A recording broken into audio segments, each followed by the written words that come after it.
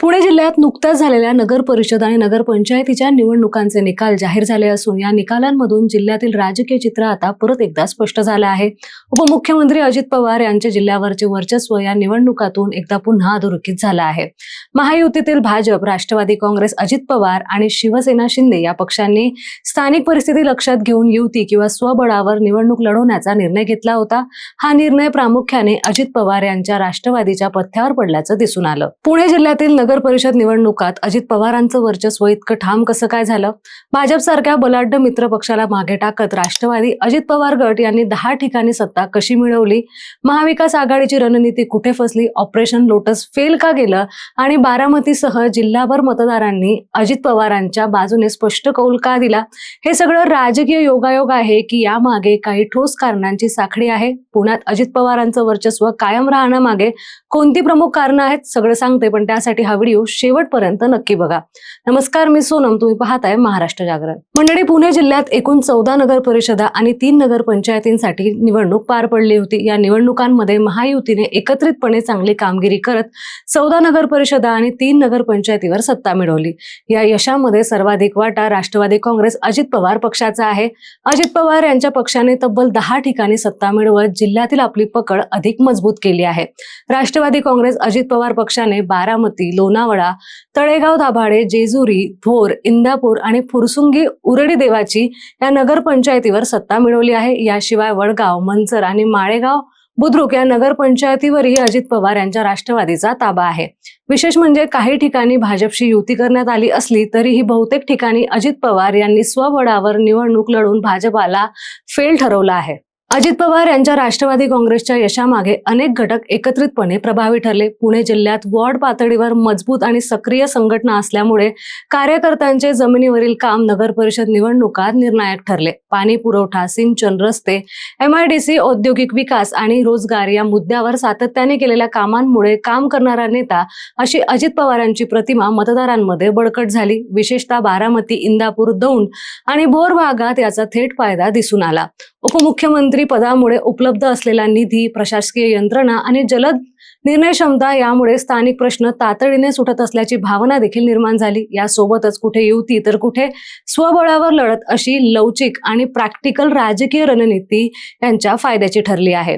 पुणे जिल्ह्यात दादा म्हणून असलेली त्यांची स्थानिक ओळख, थेट संपर्क आणि तात्काळ मदतीची प्रतिमा, तसेच नगर परिषद निवडणुकांमध्ये महत्त्वाचे ठरणारे कचरा, पाणी, रस्ते, कर आणि रोजगार यांसारख्या स्थानिक प्रश्न केंद्रस्थानी ठेवलेला प्रचार निर्णायक ठरला। बारामती मॉडेलचा विकासाचा प्रभाव आणि काही ठिकाणी निवडून आलेल्या अपक्ष उमेदवारांवर असलेला अप्रत्यक्ष पकड या कारणांमुळे सत्ता समीकरण अजित पवारांच्या राष्ट्रवादीच्या बाजूने झुकले। भाजपने या निवडणुकांमध्ये काही जिल्ह्यात ऑपरेशन लोटस राबवण्याचा प्रयत्न केला होता। काँग्रेसचे भोरचे माजी आमदार संग्राम थोपटे आणि पुरंदरचे माजी आमदार संजय जगताप यांनी भाजपमध्ये प्रवेश देऊन अजित पवार यांना आव्हान देण्याचा प्रयत्न केला होता, मात्र हा डाव फारसा यशस्वी ठरला नाही। भाजपच्या ऑपरेशन लोटस स्थानिक पातळीवर अपयशी ठरलं, तर महाविकास आघाडीतील अंतर्गत गोंधळ आणि मतविभाजनाचा अप्रत्यक्ष फायदा अजित पवारांना मिळाला आहे। भाजपला आळंदी, सासवड, शिरूर आणि दौंड या 4 ठिकाणी सत्ता मिळवता आली। त्यातही काही ठिकाणी नगराध्यक्ष पद अजित पवार यांच्या राष्ट्रवादीच्या ताब्यात गेल्याने भाजपचं यश पुन्हा एकदा मर्यादित ठरलं। त्यानंतर शिवसेना शिंदे पक्षाने चाकण, राजगुरुनगर आणि जुन्नर या त्यांच्या पारंपरिक बालेकिल्ल्यात सत्ता राखण्यात यश मिळवलं, मात्र सासवड, जेजुरी आणि फुरसुंगी उरडी देवाची या ठिकाणी शिवसेना शिंदे गटाला पराभव स्वीकारावा लागला। फुरसुंगी उरडी देवाची या नव्याने स्थापन झालेल्या नगर परिषद असून येथे प्रथमच सत्ता मिळवण्यास शिवसेनेचं स्वप्न अपूर्ण राहिलं। या ठिकाणी अजित पवार यांच्या राष्ट्रवादीने बाजी मारली।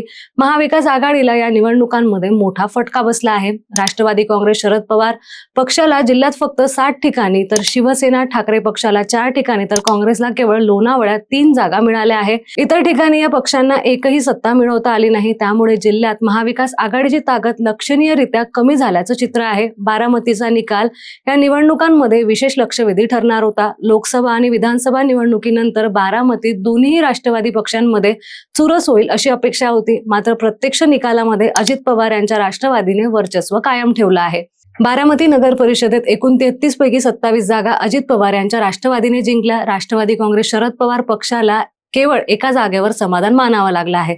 भाजपाला इथे एकही जागा मिळाली नाही, त्यामुळे बारामतीतील मिशन लोटस पूर्णपणे अपयशी ठरलं असं म्हणायला हरकत नाही. माळेगाव बुद्रुक नगरपंचायतीच्या पहिल्याच निवडणुकात अजित पवार यांच्या राष्ट्रवादीने बाजी मारली. येथे भाजपचे नेते रंजन तावरे यांच्या जनमत विकास आघाडीबरोबर युती करून राष्ट्रवादीने सत्ता मिळवली. मात्र या ठिकाणी शरद पवार यांच्या राष्ट्रवादीला एकही जागा मिळवता आली नाही. या निवडणुकांमधून अजित पवार यांच्या राष्ट्रवादीला सत्ता मिळाली असली तरीही काही ठिकाणी अपक्ष उमेदवार मोठ्या संख्येने निवडून आल्याने पक्षाला आत्मपरीक्षण करण्याची गरज निर्माण झाली आहे.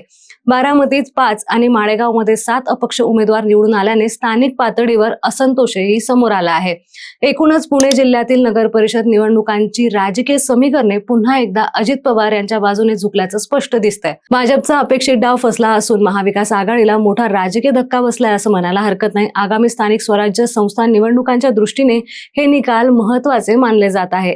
एकीकडे महायुतीतील पक्षाची ताकद तर दुसरीकडे विरोधकांचा गोंधळ, या सगळ्यांच्या पलीकडे पुणे जिल्ह्यातील नगर परिषद निवडणुकांनी एक गोष्ट स्पष्ट केली आहे, ती म्हणजे अजित पवारांचं स्थानिक पातळीवरचं मजबूत वर्चस्व. संघटनात्मक बांधणी, विकासाचा अजेंडा, लवचिक राजकीय रणनीती आणि दादा म्हणून असलेली थेट संपर्काची ओळख, यामुळे हे यश त्यांना शक्य झालं आहे. मात्र वाढत्या अपक्षाचा कल आणि स्थानिक असंतोषाचे संकेत हे भविष्यासाठी इशाराही देत आहे.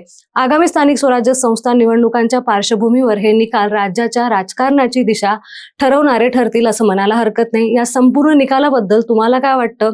अजित पवारांचं वर्चस्व टिकणार की राजकीय समीकरण पुन्हा एकदा बदलणार? तुमचं मत काय? कमेंट बॉक्समध्ये नक्की सांगा. आणि व्हिडिओ आवडला असेल तर महाराष्ट्र जागरणला लाईक, शेअर, सबस्क्राईब करायला विसरू नका.